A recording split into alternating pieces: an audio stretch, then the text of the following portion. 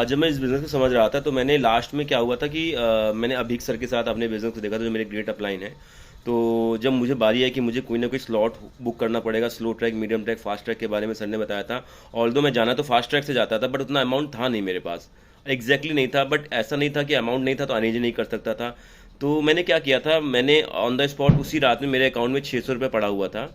तो कुछ 100 रुपये छोड़ के मैंने अपने सीनियर अपलाइन को 500 रुपये भेज के अपना स्लॉट होल्ड करा लिया था। तो अगले दिन मैंने क्या किया, मेरे पास एक क्रेडिट कार्ड था, मैं क्रेडिट कार्ड यूज़ करता था जिसमें 20,000 की लिमिट थी, नया नया मैंने बनवाया था। तो मैंने क्या किया, मैंने एग्जैक्टली वहाँ से कुछ अमाउंट उठा लिया। क्रेडिट कार्ड में क्या होता है, जैसे आप पेटीएम यूज़ करते होगे तो पेटीएम से आपको अपने वॉलेट में आप क्रेडिट कार्ड से अमाउंट ले सकते हो। क्रेडिट कार्ड से आप पैसे नहीं निकाल सकते, आप निकालोगे तो आपको बहुत इंटरेस्ट पड़ेगा। तो क्रेडिट कार्ड से मैंने क्या किया कि मैंने पेटीएम के वॉलेट में क्रेडिट कार्ड से अमाउंट उठा लिया 8,000 रुपये।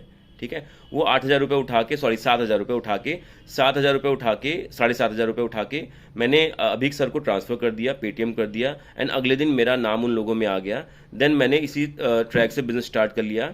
उसके बाद क्या हुआ, जब मैंने 1 मंथ काम किया, जब मैंने देखा कि 1 मंथ में 15 दिन के अंदर काम करने पे मुझे मेरा अमाउंट आ गया, 6,500-7,000 रुपये आ गया मुझे। तो फिर मैंने अगले मंथ डिसाइड किया और मैंने फास्ट ट्रैक से जाने का डिसीजन लिया। बट मैंने एक गलती करी थी, मुझे फास्ट ट्रैक से पहले ही जाना चाहिए था, बिकॉज मुझे टोटल 36,000 रुपये पे करने पड़े थे। यानी कितने, 7,000 रुपये पहले और बाद में 29,000 रुपये बाद में, 29 + 6 कितना, 29 + 7 कितना हो गया, 36,000 रुपये। मतलब मुझे पूरा 2cc का अमाउंट करना पड़ा था, ये मैंने गलती की थी। तो एग्जैक्टली मुझे वन शॉट में ही कॉम्बो लेना चाहिए था जो कि 26,000, 28,000, 29,000 में आता था। तो ये मैंने गलती की थी, बट कोई नहीं, मुझे बिजनेस समझ में आ गया था, मैंने अमाउंट अरेंज कर लिया था। और जब मैंने कॉम्बो के लिए, जब मैंने नेक्स्ट मंथ अमाउंट अरेंज किया था तो मैंने क्या किया था, मैंने, एक फ्रेंड था मेरा, उससे मैंने 5,000 रुपये लिए थे। मैंने बोला था कुछ ज़रूरी काम है। अब वो पूछ रहे थे क्या काम है, मैं उनको समझाता, उनको समझ में वैसे भी नहीं आता। और नेटवर्क मार्केटिंग को लेकर लोग वैसे ही नेगेटिव है, तो मैंने उनको समझाया नहीं। मैंने बोला भाई अर्जेंट काम है। तो एक पर्सन से मैंने 5,000 रुपये लिया था, एक पर्सन को मैंने कॉल किया था, उसने मुझे 1,500 रुपये दिए थे। मेरे एक फ्रेंड ने मुझे 1,000 रुपये के आसपास दिए थे। मैंने अपने फादर से कुछ ज़रूरी काम को लेके कम से कम 6,000 रुपये के आसपास लिए थे। और मेरा एक फ्रेंड था, एक फ्रेंड और था जो कि दिल्ली में जॉब करता था, उससे कह के मैंने 3,000 रुपये लिए थे। एंड मेरे नाना जी थे, नाना जी के परिवार में मेरे मामा जी थे। ठीक है, तो मामा जी से मैंने 3,000 रुपये और लिए थे। तो और एक मेरे चाचू थे जो कि बाहर जॉब करते थे, उनसे मैंने 6,000 रुपये और लिए थे। तो इस तरह करके मैंने अमाउंट अरेंज किया था और मुझे पता था इतना अमाउंट अगर मांगूंगा तो ये दे देंगे, जाहिर सी बात है, ये लोग कब काम आएंगे। मैंने, लेकिन एक चीज़ थी, बहुत से लोग यहाँ पे दिक्कत करते, भाई मैं अमाउंट क्यों मांगूँ। देखो यार, अभी अगर मैं अभी उस दिन अमाउंट नहीं मांगता तो जाहिर सी बात है मुझे आगे ज़िंदगी में हमेशा पैसे मांगने पड़ते हैं। मैंने एक बार पैसे मांगे और एक बार पैसे मांगने के बाद मैंने बिज़नेस स्टार्ट किया। बिज़नेस स्टार्ट करने के बाद वहाँ से जो भी अमाउंट मुझे आया, मैंने सबको उसका अमाउंट वापस किया, साथ साथ में एक एलोवेरा की बोतल भी पकड़ा दी। वो भी खुश, पैसे भी आ गए, वो भी खुश, बोले भाई ऐसा कौन सा काम करे कि तुमने मतलब पैसा भी वापस कर दिया, वो भी बोल दिया। तो मैंने उनको ज़्यादा समझाया नहीं, मैंने उनको बताया ऐसा ऐसा है। तो कुछ लोगों ने काम किया, कुछ लोगों ने नहीं किया, ऑल्दो मैंने पैसा सबको वापस कर दिया था। और आज की डेट में सबको पता है कि मैं फॉरएवर में काम कर रहा हूँ। बहुत से लोग करेंगे, बहुत से लोग नहीं करेंगे, ये डिपेंड नहीं करता हमारे ऊपर कि कौन लोग करेंगे कौन लोग नहीं करेंगे। हमारा काम है सब तक अपनी अपॉर्चुनिटी पहुंचाना। चलो वो तो बात की बात है, लेकिन मैंने अमाउंट अरेंज कर लिया था। और आज की डेट में देखा जाए ना, जब हमारे पास अर्जेंसी आती है तो हम अमाउंट अरेंज कर लेते हैं।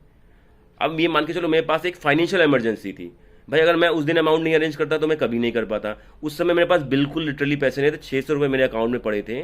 तो मैंने लेकिन कैसे भी करके अभीक भाई को, अभीक सर को मैंने 500 रुपये भेज के अपना अमाउंट होल्ड कराया था। अगले दिन पैसा अरेंज किया, फिर अगले महीने फिर से मैंने पैसा अरेंज किया। दैट्स वाई इस तरह करके मैं कर लिया। मुझे कॉम्बो का बिल्कुल नहीं पता था, अगर कॉम्बो का पता तो मैं कॉम्बो कर लेता। कॉम्बो में क्या होता है, आपको 6-7 हज़ार का डिस्काउंट मिल जाता है, कभी कभी 10,000 का भी डिस्काउंट मिल जाता है एज पर योर आईडी। तो ऐसे मैंने पैसा अरेंज किया था। और आज की डेट में पैसा अरेंज करना is not a big thing, क्योंकि मुझे ये पता था अगर मैं कोई भी बिजनेस स्टार्ट करता हूँ, कोई भी काम स्टार्ट करता हूँ, पहले तो वो इस तरह की इनकम नहीं देगा और मुझे कोई घूमने फिरने का मौका भी नहीं देगा। और दूसरा मैंने ये देखा कि अगर मैं यहाँ पे काम, कोई और बिजनेस स्टार्ट करता हूँ, कोई जनरल स्टोर खोलता हूँ, कोई इलेक्ट्रॉनिक्स की शॉप खोलता हूँ, तो कम से कम 1 लाख रुपए के ऊपर पैसा लगने वाला है।